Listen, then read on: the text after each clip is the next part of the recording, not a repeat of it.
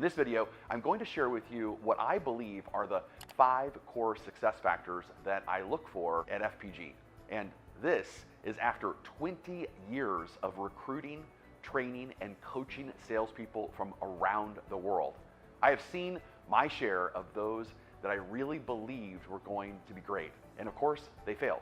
And those that I wasn't so sure about, that surprised the heck out of me and became a top sales producer.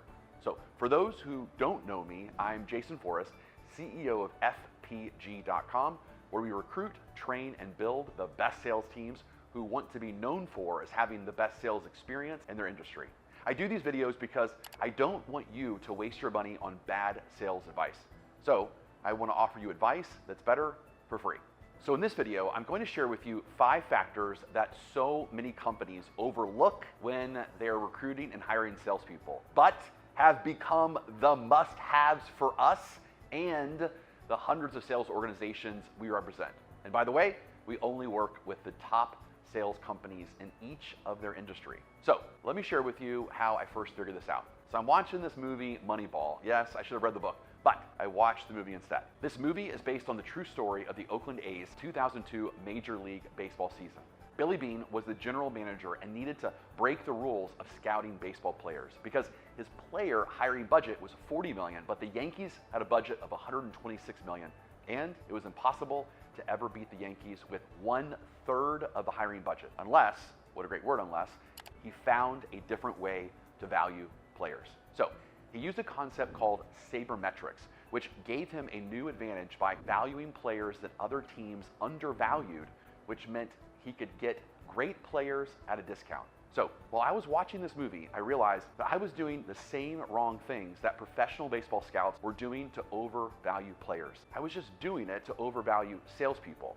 And the biggest one I was locked onto was industry experience. So right now, I want to share with you, after analyzing thousands of salespeople from around the world and then narrowing them down to a sample of 100 top producers that we call Coachable G.U.M.Ps. Yes, inspired by my last name, Forrest, of course. There's these 5 core traits that make them the best in their industry.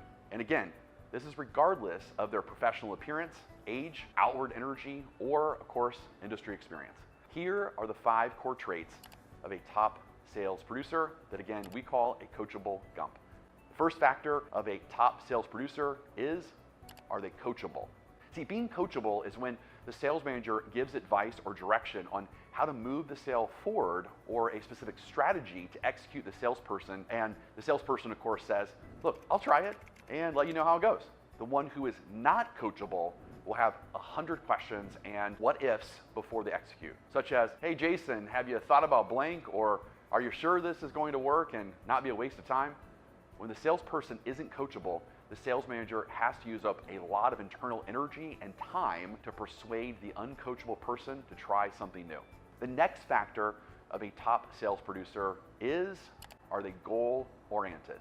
See, being goal-oriented means the salesperson knows their sales pipeline without being asked. They're always clear on their sales targets and their strategy on how they're going to move their next deal forward. When the salesperson is not goal-oriented, you have to come to them and say, hey, can you tell me what you have in your pipeline and what your forecast is for the month? And of course they say, oh, yeah, can you give me to the end of the day? Oh, crap. I need to get into my CRM to pull a report. Hey, can you reset my CRM password? Because I can't really get in. All right, the third factor of a top sales producer is they're unleashed of sales excuses. Excuses such as, look, people aren't buying right now because of the interest rates or the economy, or I got this COVID thing, or you know what, I'm afraid if I don't discount the price, I'm gonna lose the sale. The fourth factor of a top sales producer is they are internally motivated. Now, motivation is not outward energy in all situations. I've many times had biases that a salesperson had energy at the interview, but didn't end up having motivation. See, motivation in this context is how much of their internal drive are they going to give to moving sales forward for you versus competing priorities that they have outside of work.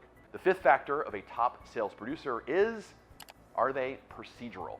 So being procedural is one of 65 different meta patterns in the brain. These patterns are how each of us are internally wired.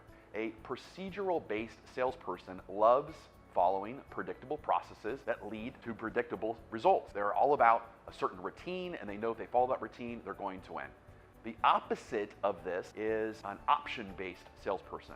An option-based salesperson, which of course I call a Rambo, refuses to follow a sales process and will tell you that every customer is different, so what's the point? They're also very difficult to train on a system or a process as well. So, is it possible for an option-based salesperson to be successful? Yeah, of course. But the problem is they're not consistent and you can't depend on their results. There you have the 5 core factors that make up the top 20% sales producers in the world. Again, they're called Coachable G.U.M.Ps. Do you have anyone on your team that is a all-in coachable G.U.M.P? If you do, are they your top producer? And if they are your top producer, did they come with industry experience or not? My hope is for you that you learn from the mistakes that I have made, along with the thousands of hours of research that my team at FPG has used to come up with our Moneyball of sales recruiting. May you stop hiring salespeople based on the surface qualities that don't matter, but instead start hiring salespeople for the 5 factors that predict a future high sales producer for you. Just imagine if you had 5 more coachable G.U.M.Ps than you do right now.